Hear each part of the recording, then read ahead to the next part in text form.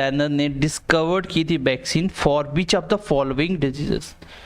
कौन सी डिजीज के related Edward Jenner ने वैक्सीन डिस्कवर्ड की थी? तो ऑप्शन 4 है polio, tuberculosis, small pox and rabies. ये 2017 में पूछा गया था एसएससी सीजीएल में, प्लस आपका जीकेएसएस भी अभी रिसेंटली एग्जाम हुआ, आई थिंक बीएलडब्ल्यू का था कि कोई और था अभी रिसेंटली, उसमें भी ये क्वेश्चन पूछा गया था एडवर्ड जेनर के ऊपर। तो क्वेश्चन आपको आंसर तो ये है कि सबसे पहली वैक्सीन बनाई गई थी स्मॉल पॉक्स के लिए। देखो एडवर्ड जेनर कौन थे? एक फिजिशियन और साइंटिस्ट थे जिसने 1796, तो डेट्स आपको याद नहीं रखनी, ठीक है। The first vaccine was made against the disease, कौन सी? Smallpox. तो स्मॉल पॉक्स के अगेंस्ट इसने सबसे पहली वैक्सीन बनाई थी और इसी को बोला जाता है फादर ऑफ वैक्सीन। पूछा जाए who is the father of vaccine, तो आंसर दोगे एडवर्ड जेनर, ठीक है। बाकी मैं आपको बता दूं, ये चारों की चारों जो बीमारियां हैं, ये चारों की चारों बीमारी किससे होती हैं? ये वायरस से होने वाली बीमारियां हैं। मैंने पढ़ाई थी आपको एक एक बीमारी, सबके नाम भी बताए थे और उसके रिलेटेड मैंने पढ़ाया भी था, ठीक है। लेकिन आपको बताना टीबी किस से कमी से होता है। देखो पोलियो वायरस से होता है, रेबीज एक वायरस होता है, स्मॉल पॉक्स वायरस होने वाली बीमारी है, ट्यूबरक्लोसिस का आपको मुझे कमेंट सेक्शन में आंसर बताना है कि ये वायरस से होती है, बैक्टीरिया से होती है, प्रोटोजोआ से होती है, फंगस से होती है। ये मैंने चारों आपको एक्सप्लेन के साथ बताया था, पढ़ाया था कम्युनिकेबल और नॉन कम्युनिकेबल डिजीज के अंदर। नेक्स्ट क्वेश्चन देखिए, क्वेश्चन नंबर 2 देखिए, Which of the following is not a waterborne diseases? जो पानी में डिजीजेज नहीं बनती वो कौन सी हैं, ठीक है। तो इसका आंसर मैं आपको पहले बताता हूँ, मम्स। बाकी जितनी बीमारी हैं वो सारी पानी से फैलती हैं, टाइफाइड हो गया, चाहे कॉलरा हो गया, ठीक है, हेपेटाइटिस हो गया, ये सारी पानी में गंदा पानी पीने से उनके रिलेटेड होती है, उसके बाद। लेकिन ये जो मम्स है ना, ये आपकी फैलती है किससे? ये आपका वायरस से होने वाली बीमारी है। मैंने आपको बताया था वायरस होने, इससे क्या होता है, जो आपके सलाइवरी ग्लैंड्स होते हैं, जिसे आपका सलाइवा बनता है, तो उस वाले ग्लैंड को जो इम्पैक्ट करती है, जिसकी वजह से आपकी गालों के नीचे क्या होता है, स्वेलिंग हो जाती है जब ये मम्स होते हैं, ठीक है। अभी रिसेंटली ये जम्मू कश्मीर में काफ़ी केसेस देखे गए थे कि वायरस आया था जिसकी वजह से सबको गले में प्रॉब्लम हो रही थी। देखो mumps is a disease which is caused by viral infection that affects our salivary glands. अभी मैंने आपको बताया कि हमारे जो सलाइवरी ग्लैंड्स होते हैं, 3 सलाइवरी ग्लैंड्स होते हैं, ठीक है। तो ये उनमें से एक को क्या करता है, इफेक्ट करता है, जिससे क्या होता है, हमारी स्वेलिंग होती है और पेन होता है। It can be prevented easily via vaccine. तो ये किससे इजिली प्रिवेंट किया जा सकता है? वैक्सीन से, ठीक है। इसकी भी वैक्सीन लगती है तो इसको प्रिवेंट किया जा सकता है। क्वेश्चन नंबर नेक्स्ट देखिए। बाकी ये जो कॉलरा वगैरह हो गया, टाइफाइड हो गया, हेपेटाइटिस हो गया, तो आपको इसमें ये भी चीज़ याद रखनी है किससे होती है बीमारी। चलो मैं आपको बता देता हूँ कौन सी बीमारी किससे होती है, अलग मैंने आपको पढ़ाया हुआ है। जो आपका मम्स है ये वायरस से होता है, प्लस आपका हेपेटाइटिस भी किससे होता है? वो वायरस से होता है, ये मैंने आपको पढ़ाया था। इसमें अलग अलग वायरस होते हैं, हेपेटाइटिस ए बी सी ऐसे नाम से। बाकी हम बात करें टाइफाइड और कॉलरा की दोनों बैक्टीरिया से होने वाली बीमारियां हैं, मैंने आपको पढ़ाया था। दोनों की दोनों किससे होती है? बैक्टीरिया से होती हैं। तो ये थोड़ा बहुत आपको आइडिया होना चाहिए। आप क्या करो, वायरस को अच्छे से पढ़ लो, बैक्टीरिया बाकी बचा हुआ बैक्टीरिया हो जाएगा, बाकी प्रोटोजोआ और फंगस की 2-4 तो बीमारियां वो वैसे भी याद हो जाती है। नेक्स्ट क्वेश्चन देखिए, विच of the following disease is non communicable in nature? इसमें से कौन सी बीमारी है जो नॉन कम्युनिकेबल इन नेचर है? क्या cholera, chicken pox, tuberculosis, cancer? तो आंसर क्या हो जाएगा? कैंसर। नॉन कम्युनिकेबल डिजीज वो डिजीज होती हैं जो क्या होता है, which are of the long duration and with slow progression. 4 main types of non communicable disease. Cardiovascular disease जो हार्ट अटैक वगैरह होता है, तो ये क्या होता है, ये नॉन कम्युनिकेबल होती है, एक इंसान से दूसरे में नहीं जाती। कैंसर हो गया, ठीक है।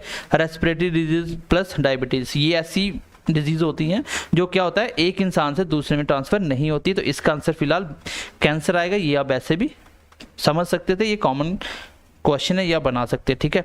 तो क्वेश्चन 3 में हमने क्या क्या सीखा? पहली मैं आपको एक्स्ट्रा बात ये बता रहा हूँ, कौन सी वायरस से होती है, कौन सी बैक्टीरिया से होती है, ठीक। फिर मैंने आपको बताया कि ये फादर ऑफ वैक्सीन कौन है, क्यों बोला जाता है, सबसे पहली वैक्सीन इसने बनाई थी प्रैक्टिकल। प्लस उसके बाद मम्स कहाँ होता है, क्या होता है, इसके रिलेटेड थोड़ा बहुत आइडिया होना चाहिए आपको। नेक्स्ट क्वेश्चन देखिए, anaemia is caused because of deficiency of which of the following. Anaemia मतलब क्या होता है? खून की कमी होना। खून की कमी किसकी कमी से होती है, किस चीज़ की कमी होने से खून की कमी हो जाती है बॉडी में? तो आंसर क्या होगा? सीधा सा क्वेश्चन, आयरन। सबको पता है F9 मैंने आपको एक वाइटामिन पढ़ाया था, दैट इज फॉलिक एसिड। और F9 क्या होता है, F9 में जो आयरन की कमी हो जाती है तो उसमें क्या होता है, एनीमिया हो जाता है, खून की कमी होती है, आरबीसी सेल कम हो जाते हैं। ठीक है, आगे देखिए वाइटामिन का क्वेश्चन आ गया। Night blindness is caused bye deficiency of which of the following vitamin. कौन सी कमी से नाइट ब्लाइंडनेस होता है। मैंने आपको बताया था कि जो विटामिन ए है ये होता है आई के related, which is related to eye. Eye के रिलेटेड कोई भी अगर बीमारी पाई जाती है तो इसका आंसर क्या हो जाएगा, उसका आंसर हो जाएगा विटामिन ए। दूसरा देखो इसका केमिकल नेम क्या होता है, रेटिनोल। क्या होता है, रेटिनोल, ये भी मैंने बताया था। इससे एक नाइट ब्लाइंडनेस तो होता ही है, प्लस सेकेंडली क्या होता है, सेकेंडली क्या होता है, जीरोपैथेलमिया, जिसमें आंखें ड्राई हो जाती हैं। विटामिन सी का केमिकल नेम एस्कॉर्बिक एसिड होता है, ये मैंने आपको पढ़ाया हुआ था, एस्कॉर्बिक एसिड। इसकी कमी होने से स्कर्बी नाम की बीमारी हो जाती है, प्लस ब्लीडिंग फ्रॉम गम्स होता है। ठीक, विटामिन सी एकमात्र ऐसा विटामिन है जो मैक्रोन्यूट्रेंट है और आपको डेली का चाहिए 2 ग्राम, डेली का 2 ग्राम चाहिए। इससे हमारा इम्यून सिस्टम भी बूस्ट होता है। ठीक है, यानी ये सॉल्ट रिएक्टिव होता है, कोई भी चीज़ अगर आप करते हो सबसे पहले विटामिन सी लॉस होगा उसमें से। विटामिन बी एक कॉम्प्लेक्स भी होता है, लेकिन अगर विटामिन बी का केमिकल नेम पूछे तो क्या आंसर देना आपको, तो आपको सबसे पहला आंसर नाम देना है। ठीक है, आपको मैंने B1 B2 B3 ऐसे करके B4 B5 B7 ऐसे सारे मैंने विटामिन बताए थे। बी कम्प्लेक्स, बी में 8 विटामिन होते हैं, लेकिन अगर सिंपल बी का नाम पूछे तो आपको V1 का ही आंसर दे देना। केमिकल नेम क्या होता है B1 का, तो आंसर आपको देना थायामाइन। क्या देना है, थायामाइन। तो इसका नाम हो जाएगा थायामाइन। ठीक है, ये खाली मैं बोल रहा हूँ, आपको खुद लिखना है ये। विटामिन के का केमिकल नेम क्या होता है, विटामिन के, ये ब्लड क्लॉटिंग में हेल्प करता है। ठीक है, हेल्प इन ब्लड क्लॉटिंग। इसका नाम होता है फिलोकिनोन। ठीक, तो मैंने चारों विटामिन बता दिए। चारों की कमी से क्या क्या हो सकता है, इसकी B1 की कमी से बेरीवेरी हो जाता है, विटामिन सी की कमी से bleeding from gums plus scurvy नाम की डिजीज होती है, विटामिन ए की कमी से आंखों के रिलेटेड कोई भी बीमारी होगी तो आपको विटामिन ए लगा के आना है। इसमें क्या हो जाता है, एक xerophthalmia plus night blindness vitamin A की कमी से होता है। इसका आंसर आ जाएगा विटामिन ए की कमी से। देखो एक्सप्लेनेशन इसका नहीं लिखा मैंने, बहुत सारी चीज़ें एक्सप्लेन करवा दी आपको।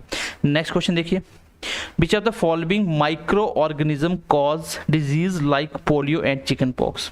पोलियो और चिकन पॉक्स किससे होता है, अभी मैंने पहले क्वेश्चन में एक्सप्लेन कर दिया, वायरस से होने वाली बीमारी है। इसमें कुछ भी एक्सप्लेन करने वाला नहीं है, चारों मैंने आपको पढ़ाए हुए हैं।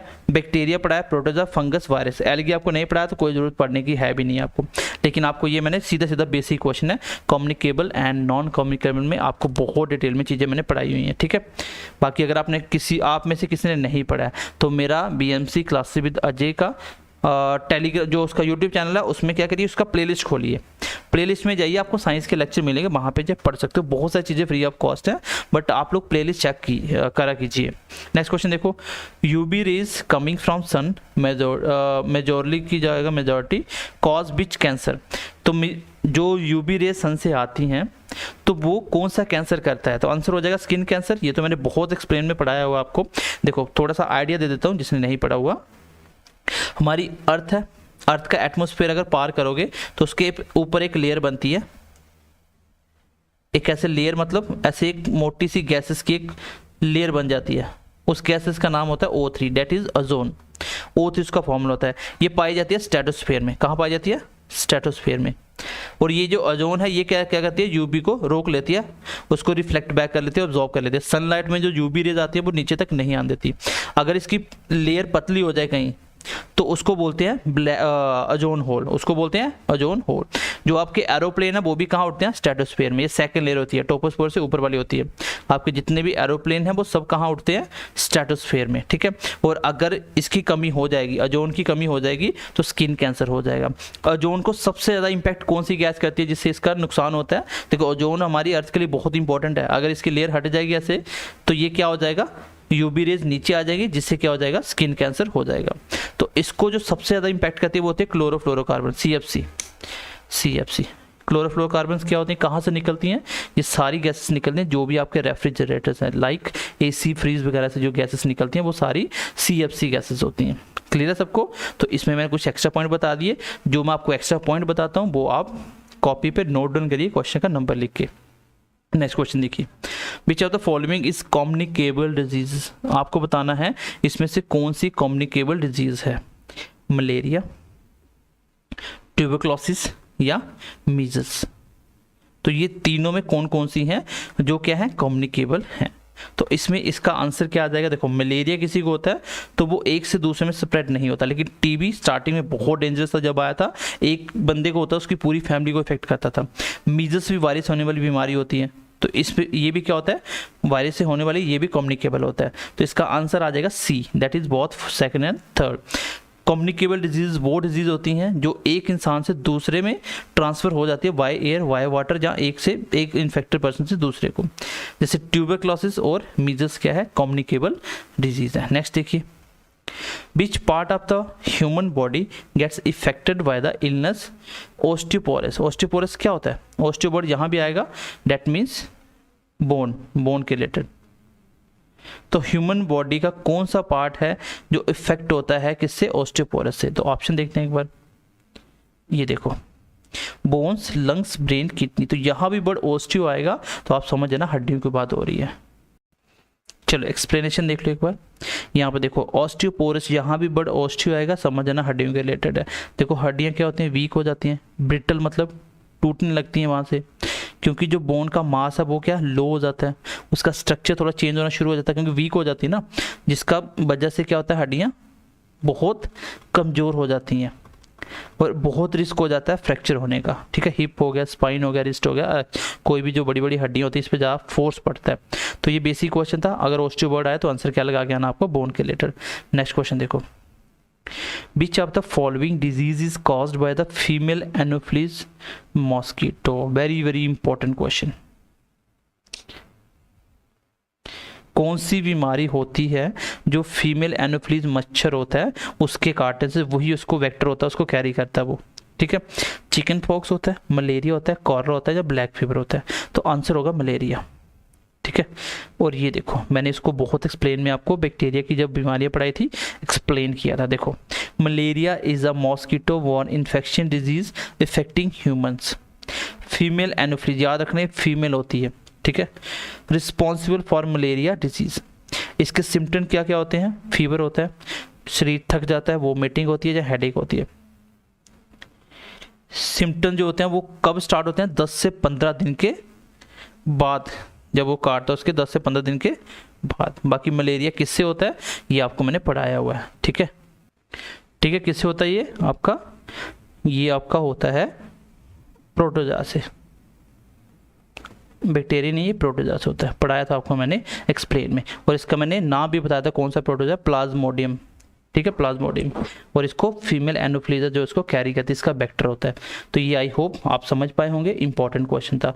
ब्लैक फीवर के बारे में बताया था मैं आपको, कॉलरा के बारे में बताया था, चिकन पॉक्स के बारे में बताया था, ये वायरस से होता है चिकन पॉक्स। ठीक है, जो कॉलरा है ये बैक्टीरिया से होता है। ब्लैक फीवर किससे होता है, मैंने आपको ब्लैक फीवर भी बताया था, तो ये भी किससे होता है, प्रोटोजोआ से होता है। इसका नाम देखो क्या क्या है, अगर मैं ब्लैक फीवर का दूसरा नाम बताऊं तो क्या था, दमदम फीवर ही बोलते हैं इसको।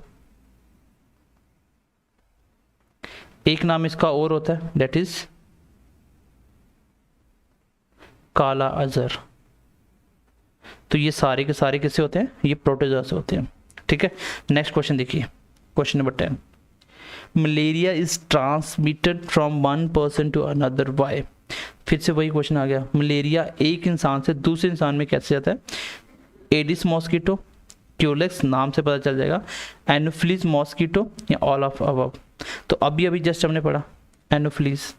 ठीक है, मलेरिया है, देखो मैंने बोला भी था plasmodium, and transmitted from one person to another by anopheles mosquito, ये फीमेल होती है, याद रखना इसको, अब इसको एक्सप्लेन नहीं करेंगे। नेक्स्ट क्वेश्चन देखो, इसमें आपको बताना है V1 की कमी से होने वाली बीमारी। अभी मैंने डिस्कस किया था, पीछे क्वेश्चन आया था ना, तो मैंने बताया था कौन सी होती है, दैट इज वेरी, ये देखो इसका आंसर, रिकेट्स किससे होता है, विटामिन डी की कमी से, विटामिन डी की कमी से। एक्सप्लेनेशन देख लो, जो वेरी बीमारी है वो विटामिन B1 की कमी से होती है, जिसका नाम है थायामाइन, विटामिन बी का नाम है थायामाइन, और इसी को देखो थायामाइन डेफिशिएंसी बोला जाता है। There are 2 types of disease, एक होता है वेट वेरी वेरी, एक होता है ड्राई। जो वेट वेरी वेरी होता है वो इफेक्ट करती है हार्ट को एंड सर्कुलेटरी सिस्टम को। In extreme cases weight very very can cause heart failure, इससे हार्ट फेलियर भी हो जाता है। तो बहुत ही डेडली डिजीज होती है ये। नेक्स्ट क्वेश्चन देखिए, poor visions in human can be due to the deficiency of dash.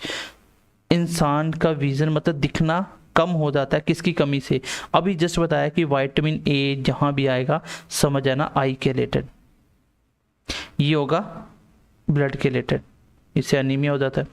Iodine तो आपको पता है नमक की कमी होगी तो थायराइड वगैरह में प्रॉब्लम आ जाती है। विटामिन डी की कमी हो जाए तो बोन वगैरह में प्रॉब्लम आना शुरू हो जाती है।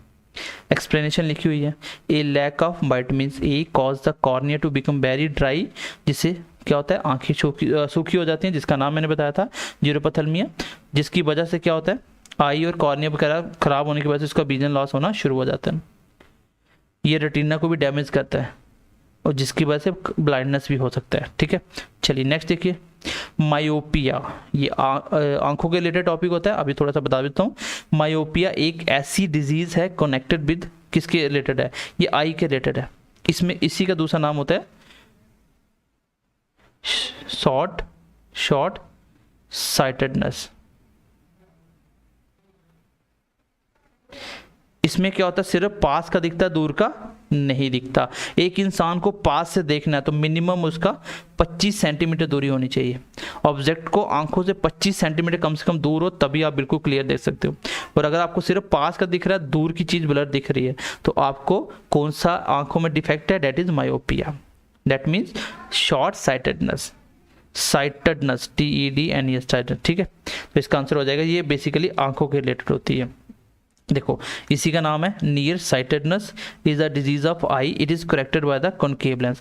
ये वेरी वेरी इंपॉर्टेंट हो जाता है ये भी आगे, कि इसको करेक्ट करने के लिए कौन सा शीशा लगेगा। जो आप चश्मा लगाते हैं ना उसमें कौन सा लेंस होगा? आंसर होगा कॉनकेव, क्योंकि कॉनकेव लेंस जो होता है वो क्या काम करता है?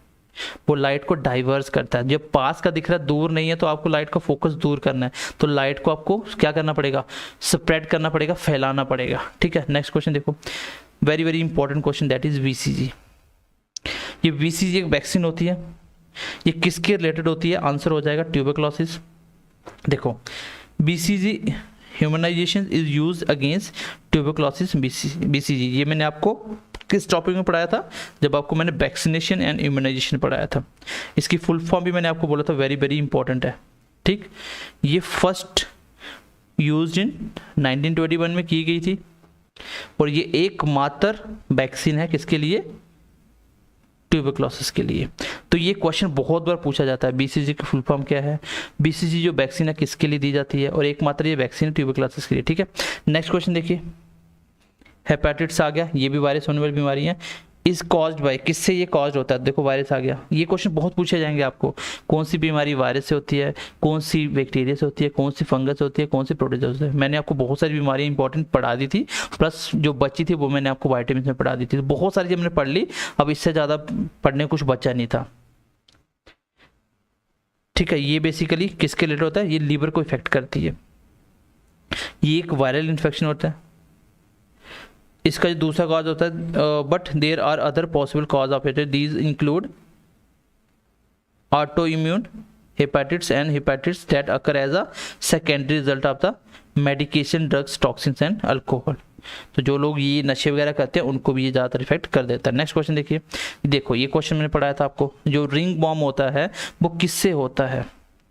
तो मैंने आपको बताया था फंगस के रिलेटेड 5 बीमारी बताई थी खाली। ठीक है, तो रिंग बॉम्ब उसमें बहुत इंपॉर्टेंट थी, ये गर्मियों के दिन में होता है। तो ये किससे होता है ये मैंने आपको बता दिया था, अब इसको एक्सप्लेन करने की जरूरत नहीं है, सिंपल सा याद रख लेना, ये फंगस से होने वाली बीमारी होती है। ठीक है, चलिए नेक्स्ट क्वेश्चन देखिए, क्वेश्चन नंबर 17 क्या कहता है? जो गोइट्रा है वो किसकी कमी से होता है? Is cause due to the lack of which hormones in the body. कौन सा हार्मोन्स की कमी होने से? मतलब हार्मोन्स भी आपको पता है, आपके एक्सोक्राइन और एंडोक्राइन दो ग्लैंड्स होते हैं, एक आपका एंजाइम्स बनाता है, दूसरा आपका हार्मोन्स बनाता है। तो बॉडी में एंजाइम्स प्लस हार्मोन्स का बनना बहुत जरूरी होता है। ठीक है, अगर हम बात करें तो कौन सा, तो आंसर हो जाएगा थायरोक्सिन। और आपको याद रखना ये थायरोक्सिन क्या करता है? इन्हीं की वजह से जो आपके थायराइड ग्लैंड्स होते हैं गले में, अगर इसकी कमी हो जाएगी हार्मोन्स की तो उसको आयोडीन प्रॉपर नहीं मिल पाता, जिसकी वजह से उसमें स्वेलिंग हो जाती है। देखो लिखा भी हुआ है, हाइपो का मतलब होता है कमी। हाइपोथायरॉयडिज्म क्या होता है? Is the result of an underactive thyroid gland and this cause goitre because the gland produce too little thyroid hormones. क्योंकि ये ग्लैंड है बहुत कम थायराइड हार्मोन्स निकालता है, it is stimulated to produce more leading to the swelling, जिसकी वजह से swelling भी हो जाती है। ठीक है, चलिए नेक्स्ट क्वेश्चन देखते हैं एक बार। क्वेश्चन नेक्स्ट है, जो जॉन्डिस होता है वो सिम्टम किसके होते हैं, किसके रिलेटेड उसकी बीमारी होती है? तो इसका आंसर है लीवर। ये सबको पता होना चाहिए कि अगर आपका लीवर प्रॉपर फंक्शन नहीं करेगा तो सबसे पहला इफेक्ट क्या होता है? जॉन्डिस, जिसको आप पीलिया बोलते हो। ठीक, तो लीवर आपका लगभग 94-95 वर्क्स करता है और इसकी सबसे ज़्यादा रीजनरेशन पावर होती है। ये मैं लिख रहा हूँ, ये नोट्स पे लिखा हुआ नहीं मिलेगा, ये आपको खुद कॉपी पे लिखना है। इसकी मैक्सिमम रीजनरेशन पावर होती है, मतलब अगर ये खराब भी हो जाएगा ना तो लीवर बॉडी में सबसे जल्दी रिकवर करता है। अगर ये लीवर है, इसको आप काट दोगे ना यहाँ से तो भी लीवर पूरा हो जाएगा बाद में। ठीक, वो थायराइड क्या होता है? आपका ग्लैंड आपको पता ही है। पैंक्रियास की बात करें तो ये आपका मिक्स ग्लैंड है। कैसा ग्लैंड है? Mix gland. आप क्वेश्चन का नंबर लिख के जो पॉइंट लिखवा रहा हूँ वो लिख लेना है। पहला क्वेश्चन पूछा था ये लार्जेस्ट मिक्स ग्लैंड कौन है, तो ये आंसर हो जाएगा लार्जेस्ट मिक्स ग्लैंड, तो आंसर होगा पैंक्रियास। इसमें से 3 चीजें निकलती हैं, इसको बोला जाता है कंप्लीट डाइजेशन भी बोला जाता है। देखो कौन कौन सी चीज निकलती है। एक निकलता है पैंक्रियाटिक यूज,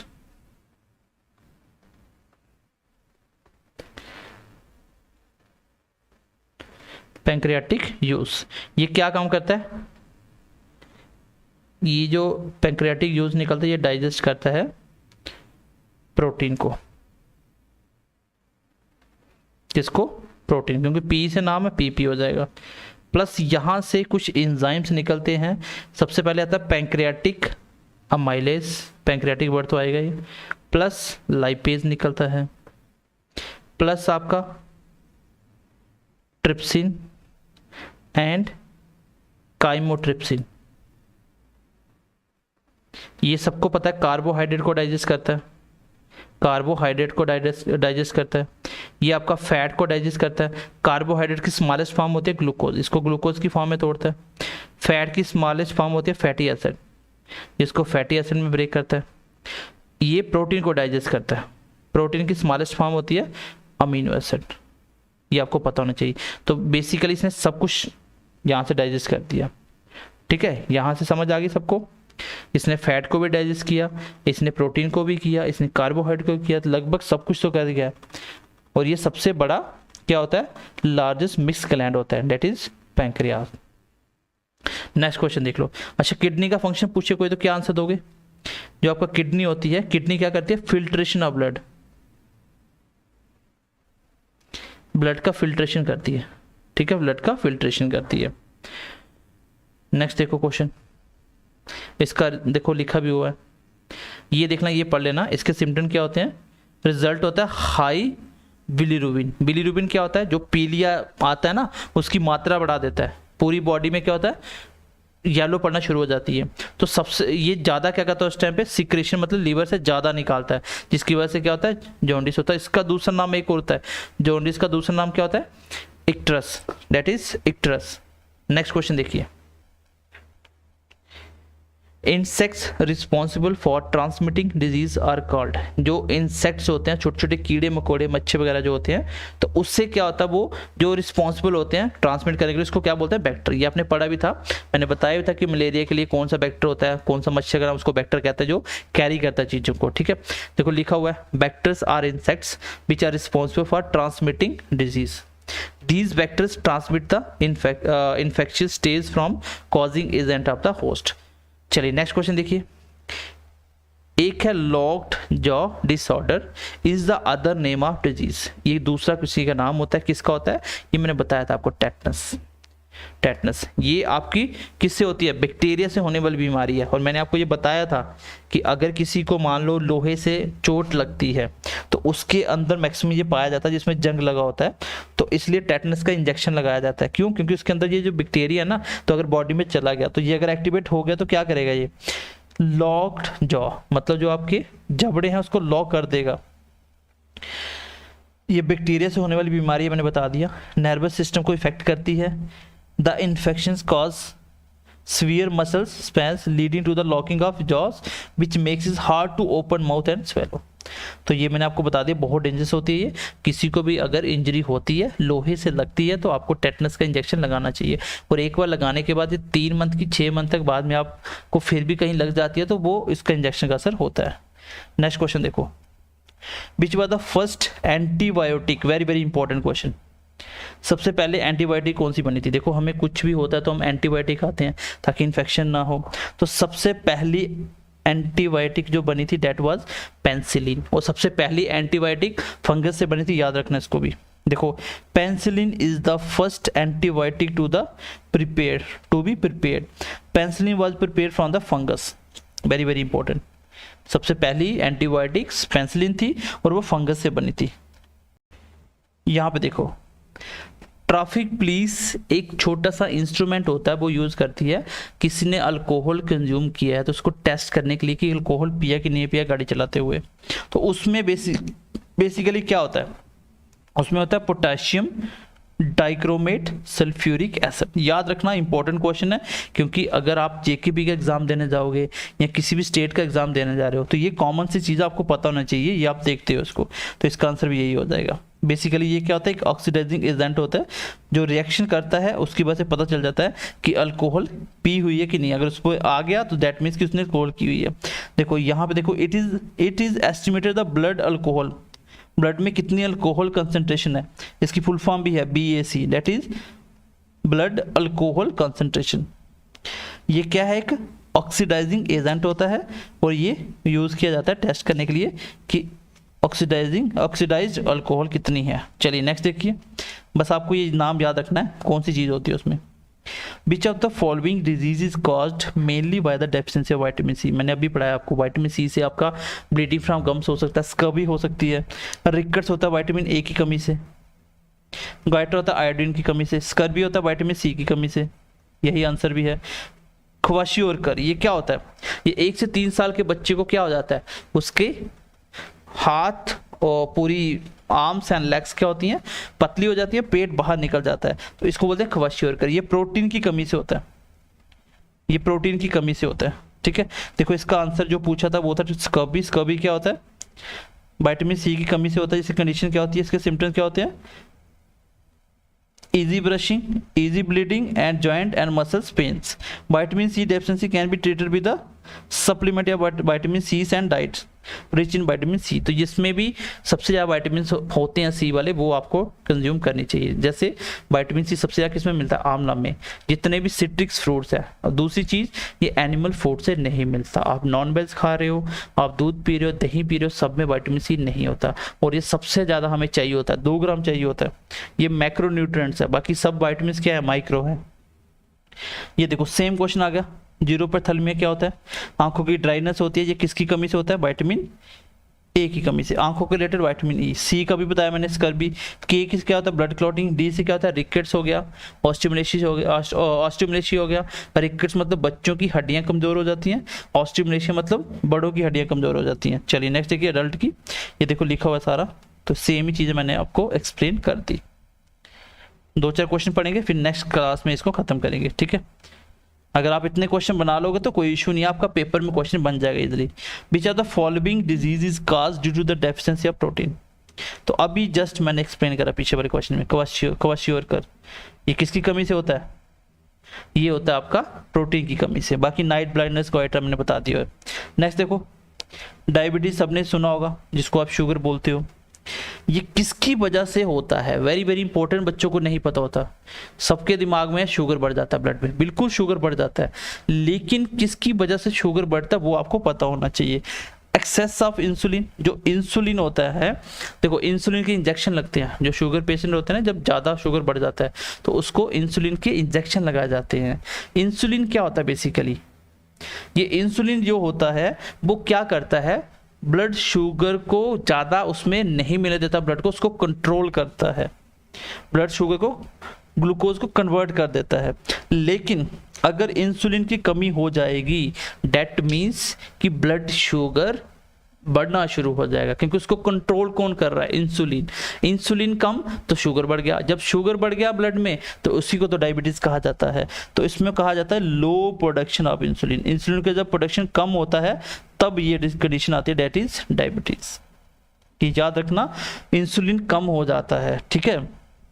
नेक्स्ट क्वेश्चन देखो लिखा हुआ है, this is because of the body either does not produce enough insulin, produce no insulin, has cells that do not respond properly to the insulin that pancreas produces. तो basically वही बताया कि insulin कमी हो जाती है जिसकी वजह से ब्लड शुगर बढ़ जाता है। नेक्स्ट क्वेश्चन देखो, जो निमोनिया होता है वो किसको इफेक्ट करता है? तो ये सबको पता है, निमोनिया जो होता है वो मैक्सिमम बच्चों में देखा जाता है, चाइल्ड में ये बहुत डेडली होता है।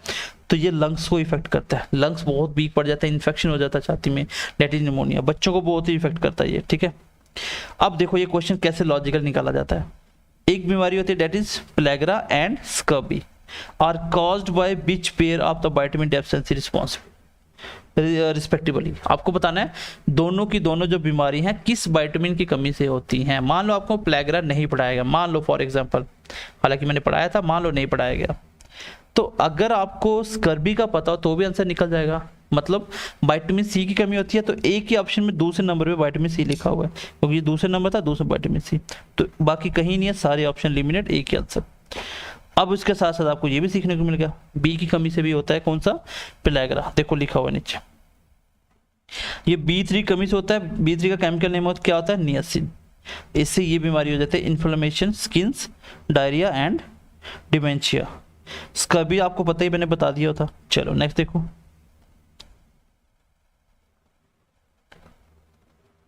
एड्स क्या है, एक बैक्टीरिया, वायरल, फंगस या एलगी। सबको पता है वायरस होने वाली, HIV वायरस का नाम होता है इसका। AIDS is the viral disease which suppress the immunity system of the effect person. ये बेसिकली इम्यूनिटी बहुत वीक कर देता है। It is caused by infection of HIV which gets replicate inside the host body and kill all the T lymphocyte present in the blood। ये WBC का type होता है, T lymphocyte cell होते हैं, उसको क्या करता है, किल कर देता है, ठीक है। चलिए नेक्स्ट देखिए क्वेश्चन, क्योंकि यही तो है जो इन्फेक्शन से लड़ते हैं WBC के सेल।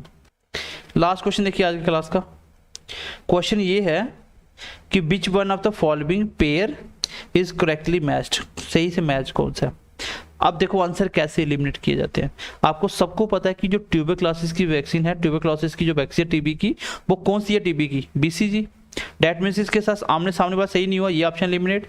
अब इसके साथ सामने वाला जो होना था वो नीचे कहीं आया होगा, तो ये भी एलिमिनेट, क्योंकि आमने सामने सही होने चाहिए ना। BCG ऊपर चला गया तो इसने पहले को भी गलत कर दिया, A के सामने तो वैसे भी गलत हो गया, B का तो ऑलरेडी गलत हो गया, बचे दो ऑप्शन। अब मान लो दोनों आपको नहीं आते, लेकिन ये तो पता था ना अभी पढ़ा, अभी किससे होता है, ये विटामिन C होना चाहिए यहाँ पे, तो ऑप्शन नंबर C आंसर आ जाएगा। तो थोड़ा बहुत आइडिया हो तो आंसर मिल जाता है। बाकी हम नेक्स्ट क्लास में पढ़ेंगे, इस दोनों टॉपिक के MCQs कंप्लीट हो जाएंगे। आज की क्लास में मैंने कोशिश करी आपको कुछ एक्स्ट्रा पॉइंट बताने की, एंड आई होप कि आप कॉपी पे कहीं ना कहीं नोट्स पे इसको नोट डाउन करोगे कि ये क्वेश्चन मैंने एक्स्ट्रा बातें क्या क्या बताई। MCQs अगर आप इस तरीके से कवर अप करोगे तो अगर आपने टॉपिक नहीं भी पढ़ा होगा ना तो भी क्वेश्चन निकल जाएंगे आपके। सो मिलते हैं नेक्स्ट क्लास में, ध्यान रखिए अपना, bye bye, take care and God bless you.